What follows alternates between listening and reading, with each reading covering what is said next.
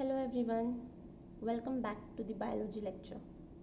In last lecture, we have started with lesson number 2, reproduction in plants and animals.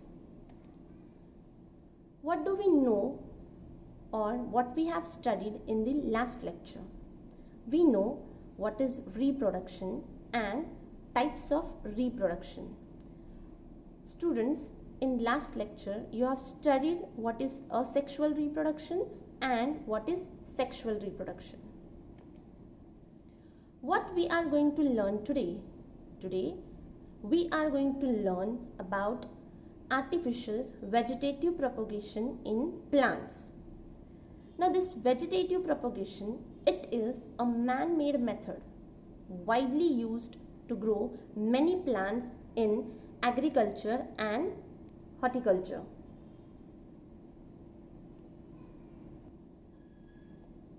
Artificial vegetative propagation, it is basically of two types, or we can say two methods are used, traditional method and modern method.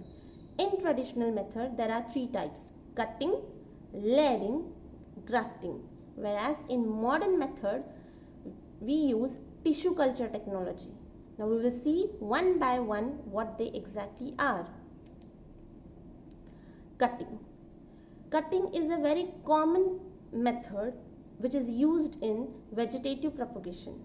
It involves cutting off part of the stem of a plant and placing it in suitable soil for growth of the roots and new shoots.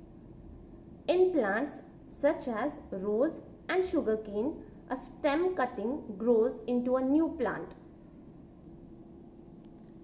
So what does exactly happens here? Here a stem or a small branch of the plant is cut and it is sown into the soil, and from this small part or small section of the plant a new plant will start to grow. For example, this method is widely used for cultivation of rose plants and sugarcane. Let me show you some clips.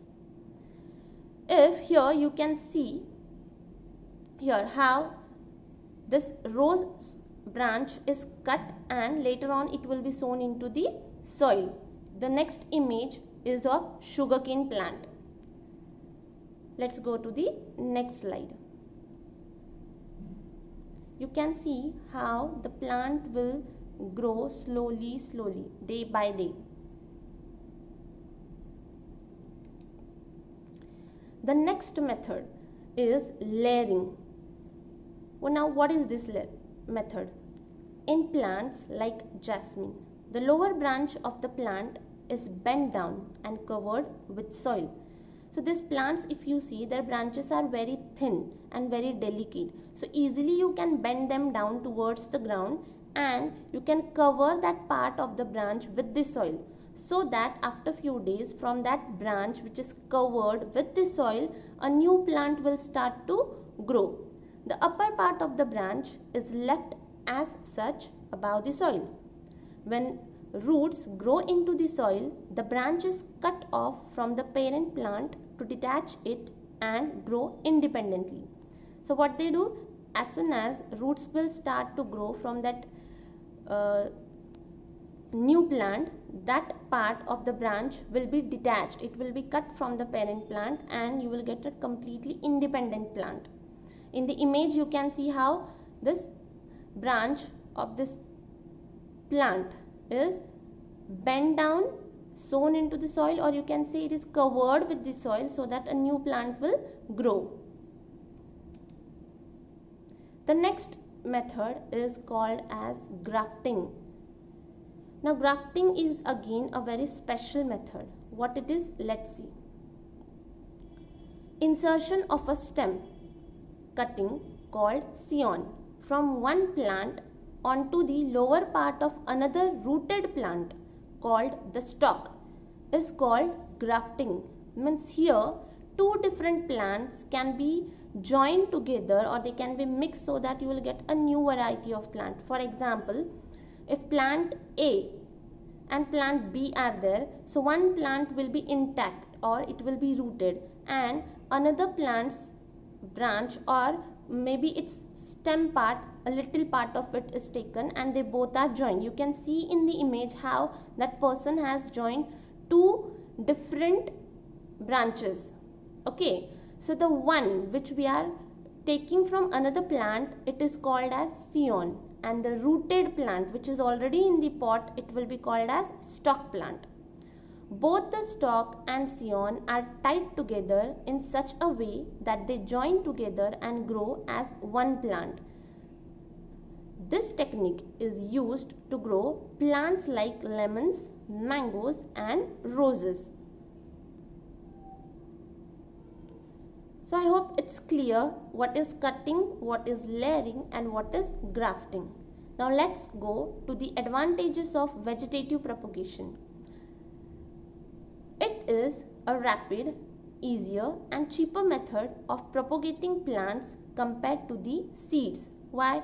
Of course, seeds, they take more time to grow or to germinate. But if you use this vegetative propagation method, it's very easy and rapid process.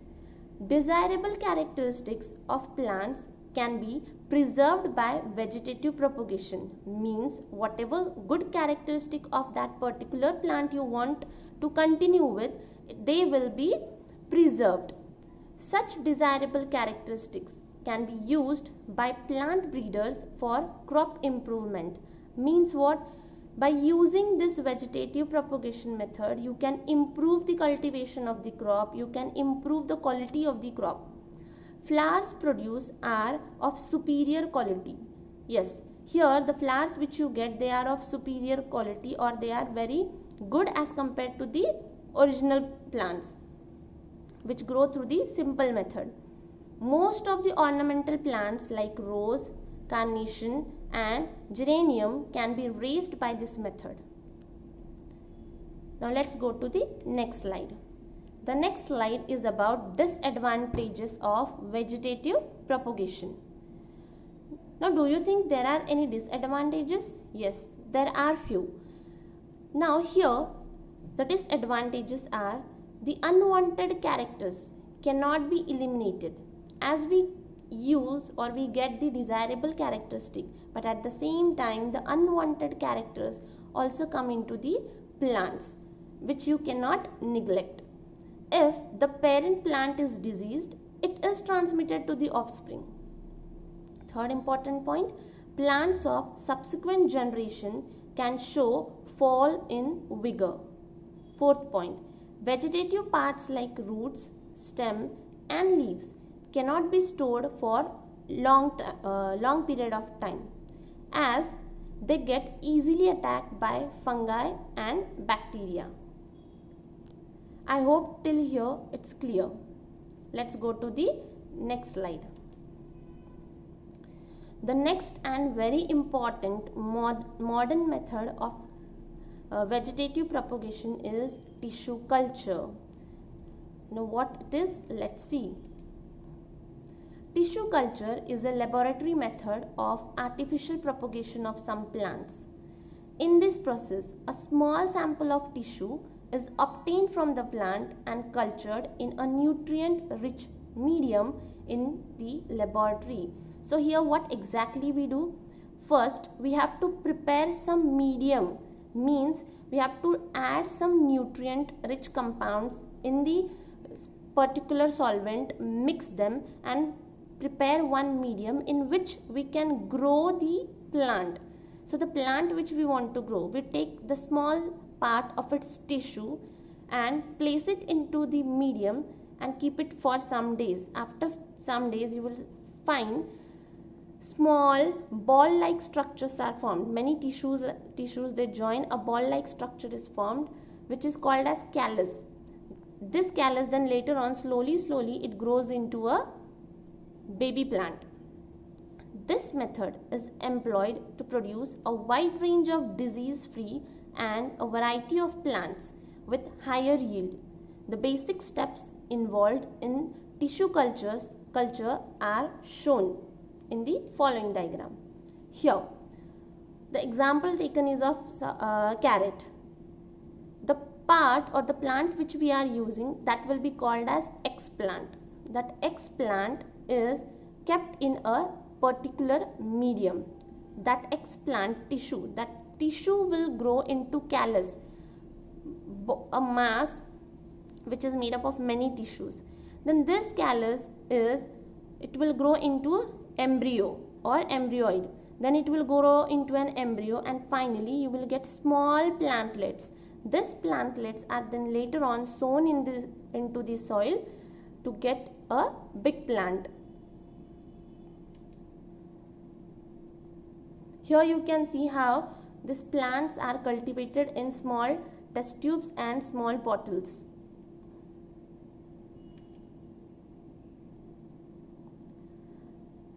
This is an image of laboratory, tissue culture laboratory, where people are working.